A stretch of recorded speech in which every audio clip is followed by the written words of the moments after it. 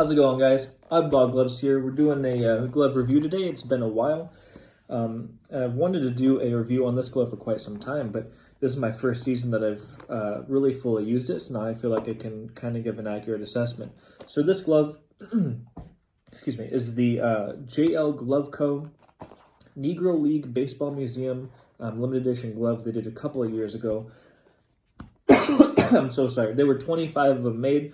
This is number 20, as seen on the thumb here. So just some of the features of that is it has the museum logo right here. It's stamped NLB M010 on the heel.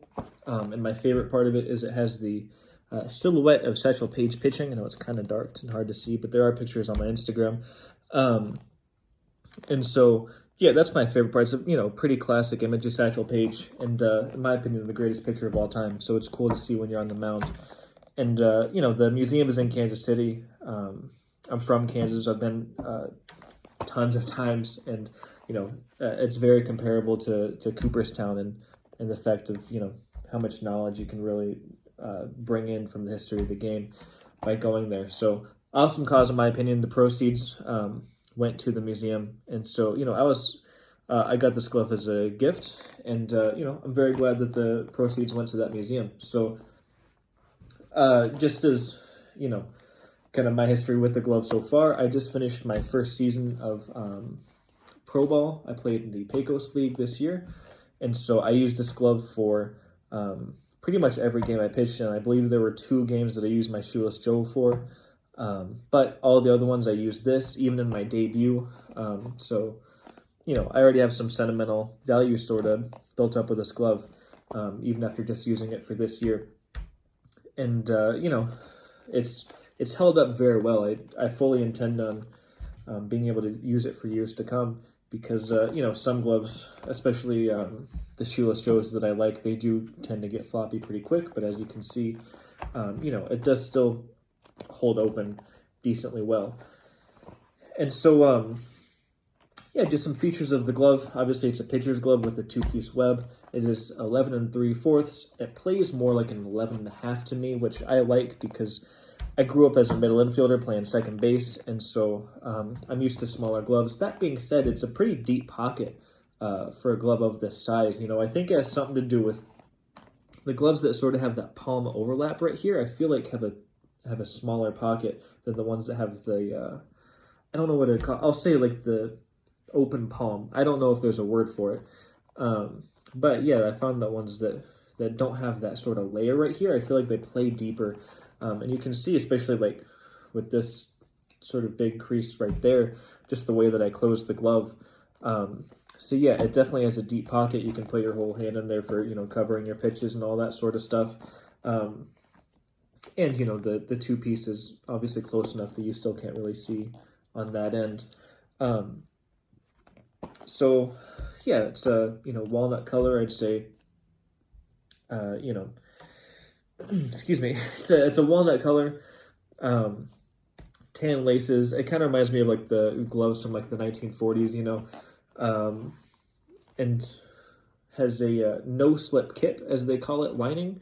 That kip leather on the inside there. The lining is very nice. There's not any cracks in it at all.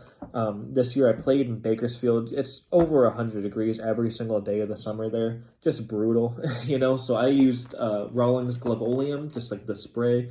Very light coating every week because it was that hot. And because of that, there's not any cracks in here so far. So it's held up really well.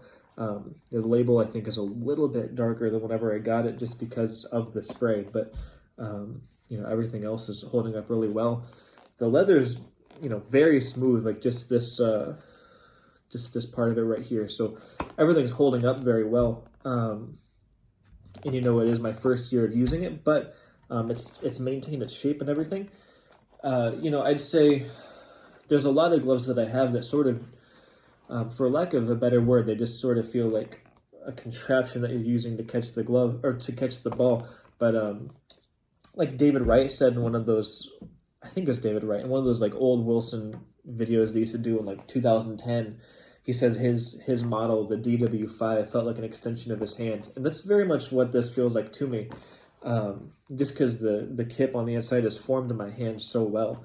So I'm a big fan of that. I'm also a big fan of the fur on the inside. You know, a lot of glove companies are kind of going away from that, but I'm still a fan of it.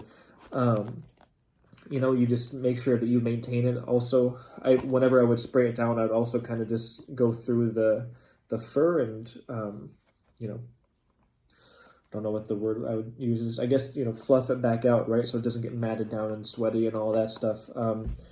And so, yeah, I've loved this glove so far. You know, I'm definitely planning on using it next year. And I don't know, I would like to get another JL glove. I'm going to probably get maybe a custom whenever I'm ready to order a next one and I find out, you know, where I'm you know, playing and everything next year.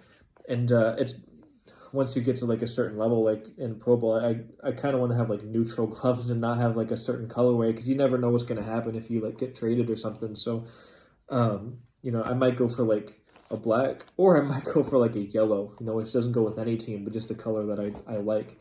And so if I do get another glove from JL though, I'm going to get this exact same pattern, that 11 3/4, just because it fits my hand perfectly. I would compare it a lot to like a Rawlings Heart of the Hide. I mean, I think I want to say that Rawlings also uses kip for their lining. I'm not entirely sure. I'm not exactly, you know, a historian of the Rawlings gloves in particular. But that's what the glove feels like a lot to me. It has that sort of Heart of the Hide thickness to it as well. I know the Pro Preferreds have like a thicker lace. This isn't quite as thick as a Pro Preferred, but it is thick enough that I haven't had any problems at all. Lacing on the web is a little bit thinner, but on a web like the two-piece, I don't think that's really an issue because you're not necessarily catching the ball at that sort of weaker lace point. You know what I mean? It's certainly a problem if you have like thin lace on like an iWeb and the lace is down here. But whenever it's sort of one of those show, you know, yeah, for show laces that's like up here. I've never caught a ball up there, so I think it's all right, you know. So, in conclusion, I'm a big fan of these gloves. I think they sell for about $210, and on ballgloves.com. I don't remember exactly how much they sell for on their website. I believe they have a couple left from this summer's drop, though. So, yeah. In conclusion, this is one of my favorite gloves that I've had, and you know, going forward, I think I'm also gonna get another JL glove. Just, you know, I like this brand and I like the feeling of the leather a lot, and I think it holds up well to the Wilsons and especially the Rawlings gloves out there, but it is at a cheaper price. So you know, that's a big selling point for me.